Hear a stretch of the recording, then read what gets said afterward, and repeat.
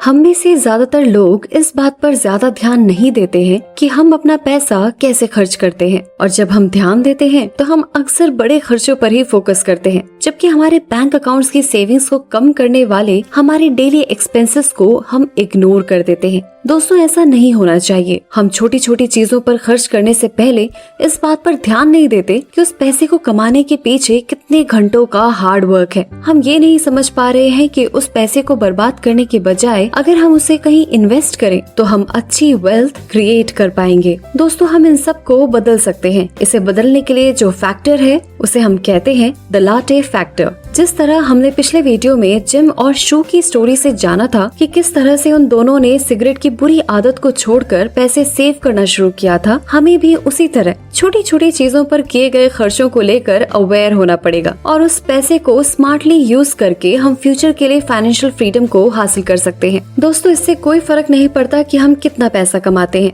भले ही हमें वो कम लगता हो, पर द लाटे फैक्टर को यूज करके हम उस छोटी अमाउंट को भी बड़ा बना सकते हैं और उसी के साथ हम फाइनेंशियली इंडिपेंडेंट बन सकते हैं। In short, the latte factor की हेल्प से हम भी वही कर पाएंगे जो अमीर करते हैं। आप खुद काम करने के बजाय अपने पैसे को इस तरह इन्वेस्ट करें कि उसी से आपकी वेल्थ क्रिएशन हो जाए। पीपल मैगजीन ने द लाटे फैक्टर को समराइज करते हुए कहा, a latte spurned is a fortune earned. इसका मतलब ये है कि एक एक्सपेंसिव कॉफी के कप को छोड़कर उससे बचे पैसों को इन्वेस्ट करके आप अपने फ्यूचर को चेंज कर सकते हैं। द लाटे फैक्टर इस बात के लिए एक ग्लोबल एग्जाम्पल बन गया है कि छोटे छोटे खर्चों पर ध्यान दिए बिना ही हम अपने फ्यूचर को फाइनेंशियल रिस्क में डाल देते हैं। ये आइडिया दुनिया भर के मैगजीन्स, न्यूज़पेपर्स, रेडियो और टीवी शोज में भी डिस्कस किया गया है। तो आइए जानते हैं कि द लाटे फैक्टर क्या है। इससे पहले कि हम द लाटे फैक्टर की डिटेल्स को समझें और इससे अपने लाइफ पर पड़ने वाले इम्पैक्ट को जानें, उससे पहले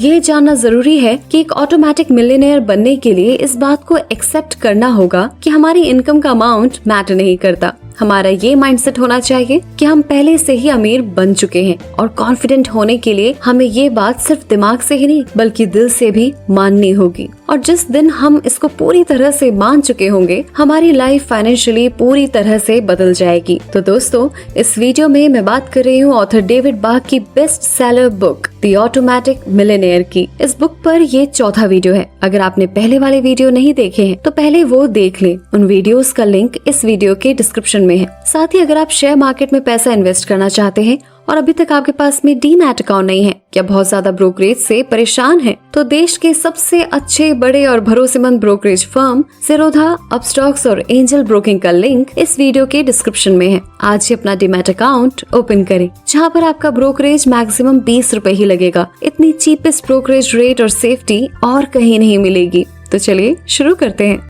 आइए अब समझते हैं क्या है the latte factor. Latte factor एक इंसिडेंट पर बेस्ड है जो लगभग 10 साल पहले द ऑटोमेटिक मिलियनेयर बुक के ऑथर डेविड के साथ हुआ। एक दिन जब ऑथर के 4 वीक इन्वेस्टमेंट कोर्स में लास्ट 15 मिनट्स बचे थे, तभी किम नाम की एक स्टूडेंट ने एक क्वेश्चन पूछा कि आपके आइडियाज सिर्फ थियरी में ही अच्छे हैं, रियलिटी में इन्हें इम्प्लीमेंट करना मुश्किल है। ऑथर ये बात सुनकर खुश नहीं हुए और उन्होंने पूछा कि वो कहना क्या चाहती हैं और वो कैसे ये कह सकती हैं। इस पर किम ने कहा कि आपके पैसे बचाने के आइडियाज बहुत सिंपल लगते हैं, लेकिन ये इम्पॉसिबल हैं। आप हर दिन में 5 से 10 डॉलर्स बचाने की बात करते हैं, जैसे कि ये कुछ भी नहीं है। किम ने कहा कि मेरे लिए ये इम्पॉसिबल है क्योंकि मैं पूरी तरह सैलरी टू सैलरी पर डिपेंडेंट हूँ। महीने का खर्च भी बहुत मुश्किल से चलता है, तो फिर हर दिन 5 से 10 डॉलर्स कैसे बचा सकती हूँ। क्लास में ऑलमोस्ट सभी किम की बात से अग्री कर रहे थे।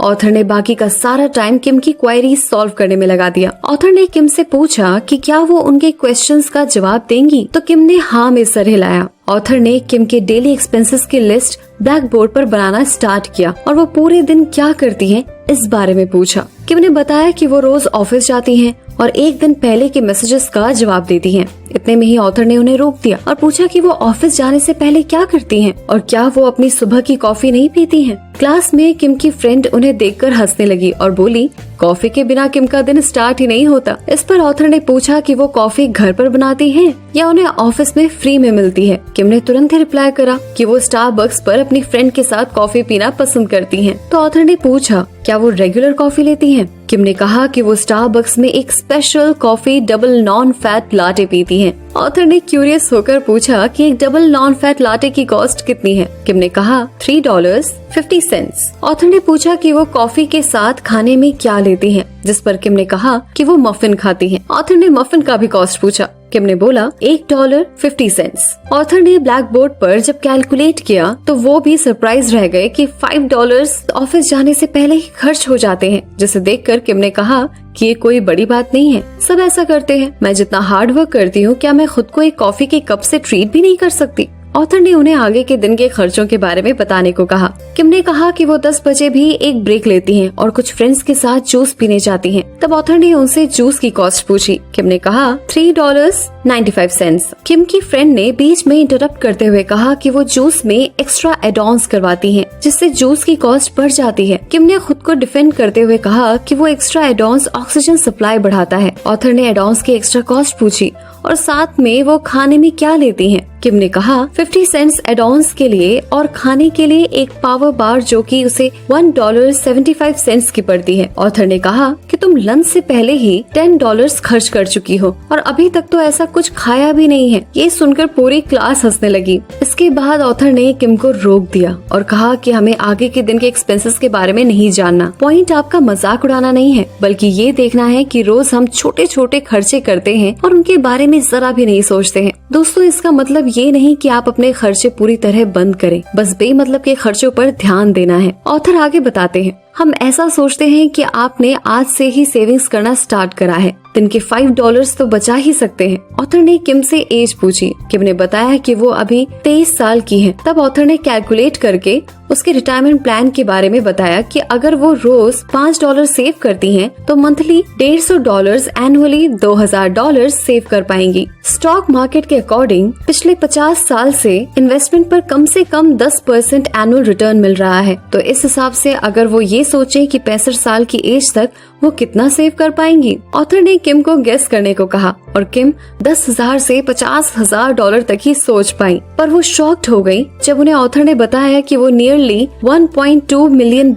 तक सेव कर सकती हैं। और ये एक मिनिमम एस्टिमेशन है, क्योंकि किम एक ऐसी कंपनी में काम करती है जहाँ की एम्प्लॉय कंट्रीब्यूशन पॉलिसी है, और अगर उसकी कंपनी जितना वो सेव कर रही है उसका 50% भी उसकी सेविंग्स में कंट्रीब्यूट करे, तो वो एनुअली $3,000 सेव कर सकती हैं। और जब तक किम 65 साल की एज तक पहुँचेंगी, वो रफली $1,75,000 सेव कर चुकी होंगी। ये अमाउंट सुनकर किम सरप्राइज्ड हो गई कि जिस लाटे को वो कैजुअली एंजॉय कर रही थी, वो उन्हें लगभग $2 मिलियन कॉस्ट की पड़ रही थी। दोस्तों, इस तरह से द लाटे फैक्टर का जन्म हुआ। दोस्तों, हमारी जिंदगी में भी ऐसे बहुत सारे खर्चे हैं जिन्हें हम कम कर सकते हैं। बहुत सारे लोग अपनी बुरी आदतों में बहुत सारा पैसा बर्बाद कर देते हैं, जैसे सिगरेट, पान मसाला, शराब एक्सेट्रा। अगर आप में कोई बुरी आदत नहीं है तो भी आप अपने खर्चों पर ध्यान दें। जैसा मेरा एक दोस्त अपने ऑफिस हर दिन कैब से जाता था, जिससे उसके पर डे ₹300 खर्च होते थे, जबकि वो अगर बस से जाए तो उसका डेली का खर्च केवल ₹60 पड़ता है। अक्सर हम ये देखते हैं कि हर कोई महीने में 3 से 4 बार शॉपिंग करने मॉल जाते हैं और वहाँ से खुद को अच्छे लगने वाले महंगे कपड़े या पसंद के सामान खरीद लाते हैं। ऐसा कई बार देखा गया है कि हम ज्यादातर उन चीजों को खरीदते हैं जिनकी हमें उतनी ज्यादा जरूरत नहीं होती,